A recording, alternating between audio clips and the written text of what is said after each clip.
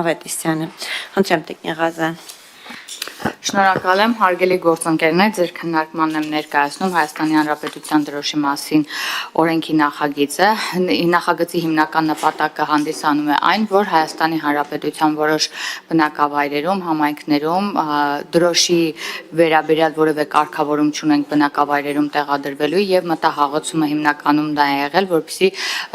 ազգային ինքնագիտակցության բարձրացման եւ միասնական պետական միջավայրի ստեղծման եւ այլ հիմունքներով առաջարկել, որպեսզի համայնքների բոլոր բնակավայրերի հիմնական մուտքերի մոտ տեղադրված լինի Հայաստանի Հանրապետության դրոշը։ Դրանում եւս մեկ անգամ համոզվել ենք վերցին քարոզարշավի շրջանակում, երբ որ եղան գրեթե Հայաստանի Հանրապետության բոլոր բնակավայրերում, եւ ես եւ Ալեն Սիմոնյանի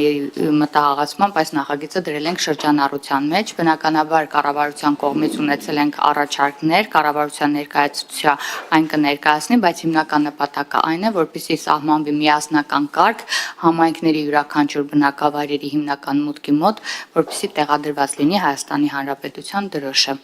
Հիմնական նպատակը սա է, պատրաստ եմ պատասխանել ձեր հարցերին։ Շնորհակալություն տիկին Ղազարյան, նախագծի հիմնական զեկուցողին հարցեր։ Խնդրեմ տիկին Քլոյան։